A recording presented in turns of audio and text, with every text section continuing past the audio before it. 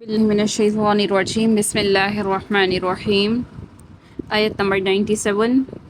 कुल कह दीजिए मन काना जो कोई काना है अदुव्वन दुश्मन li जिब्रीला जिब्राइल का फ़इन्नहु पस बेशक उसने नज़्ज़लहु उतारा है उसे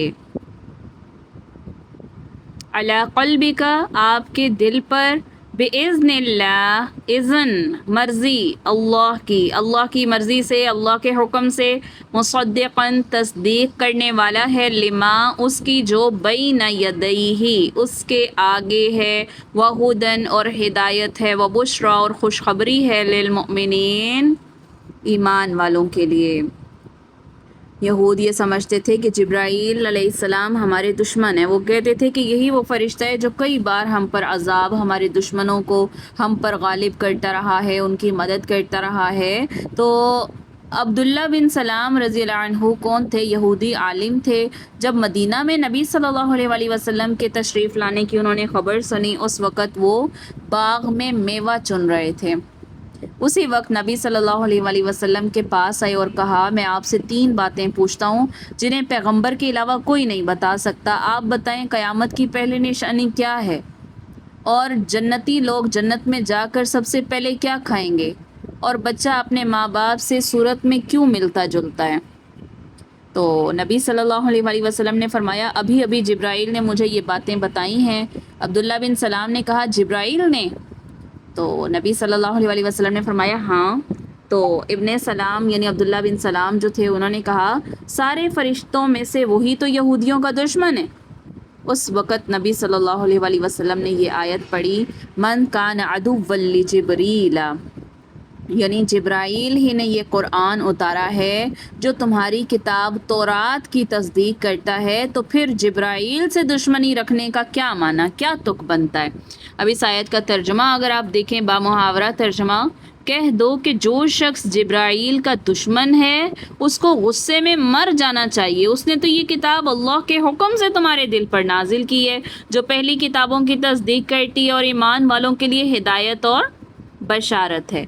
मन काना जो कोई है अदुव्वन दुश्मन लिल्लाही अल्लाह का व मलाइकतिही और उसके फ़रिश्तों का व रसूलिही और उसके पैगंबरों का व जिब्रीला और जिब्राइल का व मीकाला और मीकाईल का फ़इन्नल्लाह तो बेशक अल्लाह ताला अदुव्वुल लिल काफिरीन अदुव्व दुश्मन है काफिरों का, यानी अल्लाह भी उसका दुश्मन है। जो शख्स अल्लाह का और उसके फ़रिश्तों, रसूलों, जिब्राइल, मीकाईल का दुश्मन हो तो उसके साथ अल्लाह की भी दुश्मनी है। तो ऐसे काफिरों का दुश्मन खुद कौन है?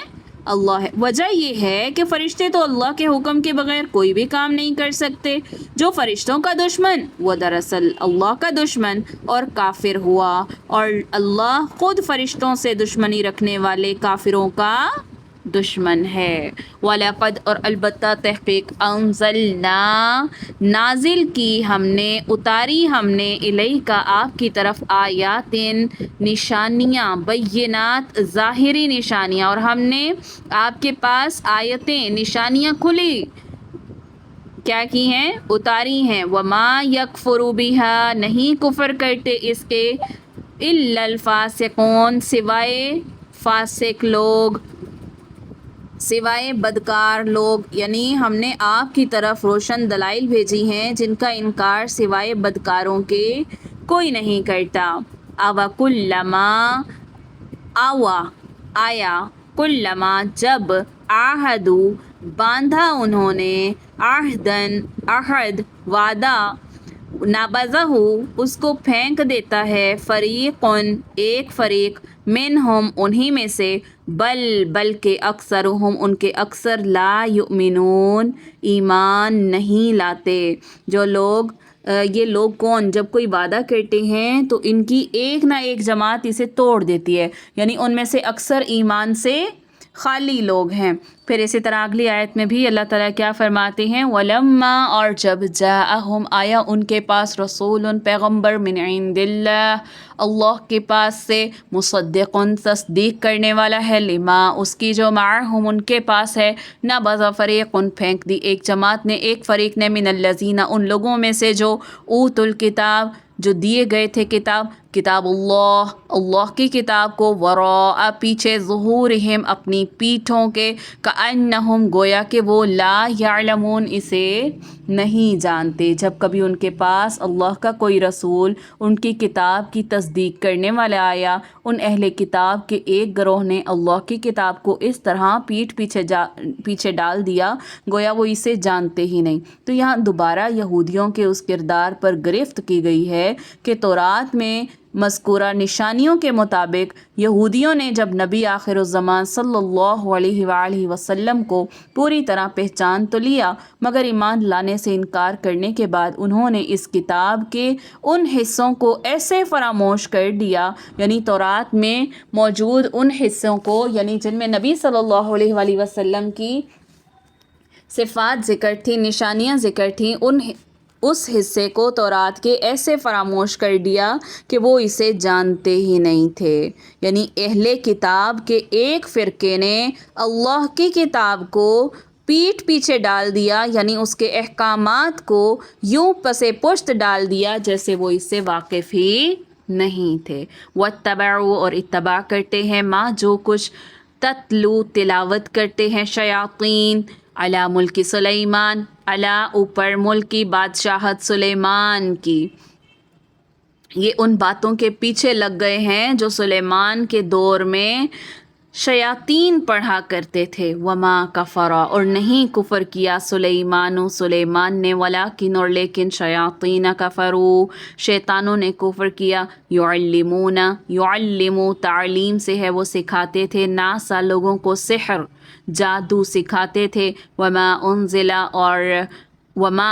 اور جو انزلہ اتاری گئی علی الملکین دو فرشتوں پر، ببابلا بابل شہر، ہاروت و ماروت ہاروت اور ماروت۔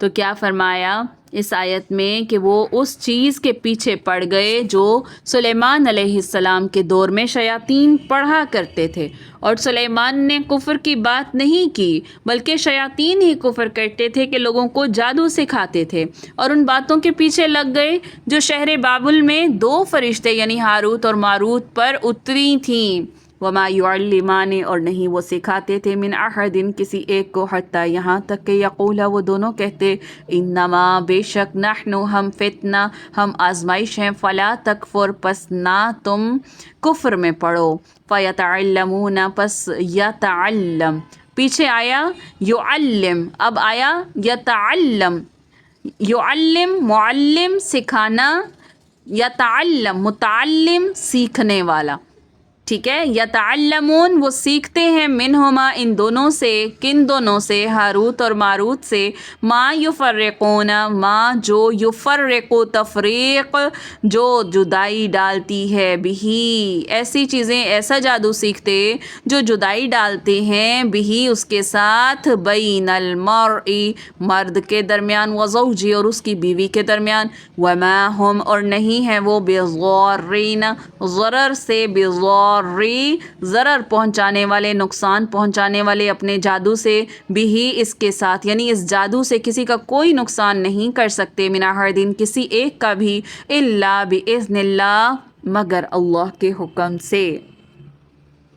وَيَتَعَلَّمُونَ يَتَعَلَّم اور وہ سیکھتے ہیں، ما يَضُرُّهُمْ جو ضرر دیتی ہے ان کو، وَلَا يَنفَعُهُمْ اور نہیں نفع دیتی انہیں، وَلَقَدْ اور تحقیق عَلِمُوا وہ جانتے ہیں، لَمَنِ اشْتَرَى جو کوئی مول لے لے اس کو، جو کوئی خریدار ہوگا اس کا، مالہ نہیں ہے اس کے لیے۔ دوبارہ دیکھیے، وَلَقَدْ عَلِمُوا حالانکہ تحقیق وہ جانتے ہیں کہ جو کیا کرے گا، اشتراہ خریدار ہوگا، مالہ فی الآخرہ تو نہیں ہے اس کے لیے آخرت میں، من خلاق کوئی حصہ نہیں ہے، ما نہیں لہو اس کے لیے، فی الآخرتی آخرت میں، من خلاق کوئی حصہ، وَلَبِئْسَ اور البتہ برا ہے، ما شروا جو کچھ بیچا ہے، بھی بدلے اس کے، انفسہم ان کی جانوں نے، اور جس چیز کے عوض انہوں نے اپنی جانوں کو بیچ ڈالا وہ بری ہے، لو کانوا یعلمون کاش کہ وہ جانتے ہوتے۔ تو اب اس پوری آیت میں ٹکڑے ٹکڑے کر کے ہم اس کی وضاحت کرتے ہیں۔ वत्तबऊ मा तत्लु शयातीन अला मुल्की सुलेमान, और उस चीज़ के पीछे लग गए जिसे शयातीन हज़रत सुलेमान अलैहिस्सलाम की हुकूमत में पढ़ते थे। अब इस आयत में यहूद के एक ऐसे किरदार को वाज़े किया गया है जो यहूद पर इखलाक़ी तज़लज़ुली का दौर था। उन्होंने तौरात और इसके अहकाम को पसे पुश्त डाला और जादू, टूने, तिलस्मात, अमलियात और तावीज़ गंडों के पीछे पड़ गए और ऐसी तदबीरें ढूंढने लगे जिनसे मुशक्क़त और जद्दोजहद के बग़ैर सिर्फ़ फूंकों और मंतरों से सारे काम बन जाया करें। तो वो जादू वगैरह सीखने सिखाने में मशगूल हो गए। ये सैयदना सुलेमान अलैहिस्सलाम के दौरे हुकूमत की बात है कि उन्हें जब यहूद के इस रुझान का इल्म हुआ था, जादू सीखने की तरफ उनके रुझान का इल्म हुआ था, तो उन्होंने ऐसे साहिरों से उनकी सारी किताबें छीन कर क्या कर ली थी। इसका आगे आ रहा है कि उन्होंने अपनी जो उनकी चेयर थी उसके नीचे ये ज़मीन में दफन कर दी थी। ठीक है, तो अब देखिए सुलेमान अलैहिस्सलाम का दौर और यहाँ बात किसकी आ रही है, यहूद की। यानी यहूदी उस टाइम भी थे। वो कैसे थे, जैसे मैंने आपको कल भी या पिछली क्लास में बताया था कि अंबिया की कुछ फहरिस्त क़ुरान में ज़िक्र है। मूसा, हारून, उसके बाद अंबिया हैं। अब देखिए सुलेमान अलैहिस्सलाम, उनके वालिद दाऊद अलैहिस्सलाम, और दाऊद अलैहिस्सलाम पर ज़बूर है और ज़बूर से पहले तौरात, इंजील उतरी थी। तो वहाँ उस टाइम यहूदी भी मौजूद थे, ईसाई भी मौजूद थे उस दौर में। ठीक है, तो सुलेमान अलैहिस्सलाम के दौर में यहूदी मौजूद थे, तो वो ऐसे चीज़ों के पीछे पड़ गए जो शॉर्टकट थी।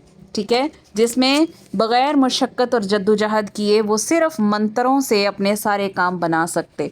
ऐसे काम के पीछे, ऐसे जादू के पीछे वो पड़ गए। तो सैयदना सुलेमान अलैहिस्सलाम के दौर की यानी उनके दौरे हुकूमत की बात है कि उन्होंने यहूदियों का जब ये रुझान देखा तो ऐसे साहिर जो जादू करने वाले थे, जिनसे वो जा सीखा करते थे, उनसे उनकी सारी किताबें जिसमें उन्होंने मंत्र वगैरह लिखे थे उनसे छीन ली। तो अब सुलेमान अलैहिस्सलाम को जो मौजज़ात हुए थे अता, कौन से कि हवाएं मुसख्खर कर दी गई उनके लिए और वो चरिंद परिंद उनकी आवाज़ों को सुन सकते। जो भी उनको मौजज़ात दिए गए थे वो अल्लाह ताला की हिकमत के मुताबिक ऐसे अता हुए जो जादू और जादूगरों की दस्तरस से बाहर थे।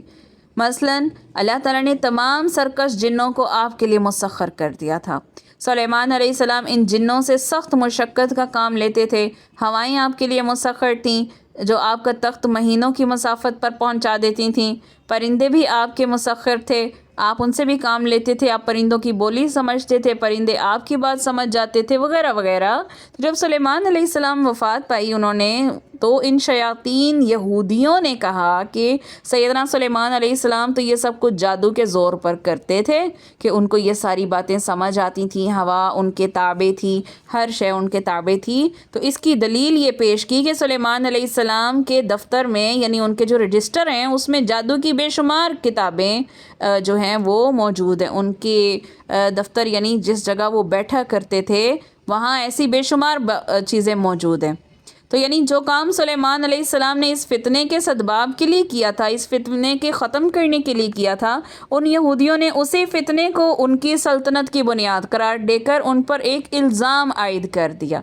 तो इस मकाम पर इस आयत में अल्लाह ताला ने उसी इल्ज़ाम की तरदीद करते हुए फ़रमाया कि ये कुफ्र का काम सुलेमान ने नहीं किया था, बल्कि उन शयातीन लोगों ने किया था जो जादू सीखते सिखाते थे। तो इस आयत से हमें ये भी पता चल गया वमा कफ़र सुलैमान वलाकिन्न शयातीन कफ़रू, यानी जो जादू करना है वो जादू सीखना सिखाना ये कुफ्र है। अलैहिस्सलाम के जादू को रोकने के लिए इस इक़दाम के बाद अल्लाह ताला ने यहूद की एक दूसरे तरीके से आजमाइश की। वो ये थी कि बाबुल शहर में एक क्या था जहाँ आजकल कूफा शहर है, तो वो दो फरिश्तों हारूत मारूत को पीरों फ़कीरों के भेस में नाजिल फरमाया। और इस आजमाइश से मकसद ये था कि आया अभी तक यहूद के जहनों से जादू टूने की हकीकत और मोहब्बत ख़त्म हुई है या नहीं हुई। तो जब यहूदियों को उन पीरों फ़कीरों की बाबुल में आमद का इल्म हुआ तो फ़ौरन उनकी तरफ वो बढ़ने लगे, उनकी तरफ रुजू करने लगे। तो इन फरिश्तों को ये हुक्म दिया गया कि अगर तुम्हारे पास कोई शख्स ये جادو سیکھنے کے لیے آئے تو پہلے اس کو اچھی طرح خبردار کرنا کہ یہ کفر کا کام ہے. وما يعلمان من احد حتى يقولا انما نحن فتنة فلا تكفر. جب وہ سیکھنے آئے تو انہیں کیا بتانا؟ یہ کفر کا کام ہے اور ہم محض تمہارے امتحان کے لیے آئے ہیں، تو تم کفر کا ارتکاب مت کرو. پھر بھی اگر کوئی سیکھنے پر اصرار کرے، ضد کرے، اسے سکھا دینا. تو چنانچہ یہ لوگ بھی ان کے پاس جادو سیکھنے آتے، فرشتے پوری طرح ان کو تنبیہ کرتے، انہیں سمجھاتے کہ وہ ان کی آزمائش کے لیے بھیجے گئے ہیں، لیکن وہ اس کفر کے کام سے باز نہ آتے، سیکھنے پر اصرار کرتے. اور ایسے جادو سیکھنے والوں کے ان فرشتوں کے ہاں یوں سمجھ لیں کہ رش لگنے لگا. ان فرشتوں کے ہاں کیا لگنے لگا؟ رش. تو اب تماشا یہ کہ ان سیکھنے والوں میں سے اکثریت ایسے لوگوں کی تھی جو ایسا عمل سیکھنا چاہتے تھے جس سے میاں بیوی کے درمیان جدائی ہو جائے، اور پھر وہ بیوی اس سیکھنے والے پر عاشق ہو جائے اور میاں بیوی کے درمیان جدائی ڈال دینا. یہ سوسائٹی کا سب سے بڑا مفسدہ تھا، یعنی فساد کی بات تھی. تو حدیث میں آیا ہے کہ ابلیس سمندر میں اپنے تخت پر بیٹھا رہتا ہے اور اپنے چیلوں اور اپنے جو اس کے ہیں شیاطین، ان کو ملک میں فساد پیدا کرنے، لوگوں کو گمراہ کرنے کے لیے روزانہ بھیجتا رہتا ہے. شام کو یہ سب اکٹھے ہو کر ابلیس کے حضور اپنے اپنے کارنامے بیان کرتے ہیں. کوئی کہتا ہے میں نے فلاں فتنہ کھڑا کیا، کوئی کہتا ہے میں نے فلاں شر برپا کیا، مگر ابلیس انہیں کچھ اہمیت نہیں دیتا اور کہتا ہے کہ تم نے تو کچھ بھی نہیں کیا. پھر ایک اور اس کا چیلا آتا ہے، کہتا ہے کہ میں فلاں میاں بیوی میں جدائی ڈال کے آیا ہوں، تو ابلیس خوش ہو کر اسے شاباشی دیتا ہے، گلے لگا لیتا ہے، کہتا ہے یہ تھا کرنے کا کام جو اس نے سر انجام دیا ہے. مسلم شریف کی حدیث ہے.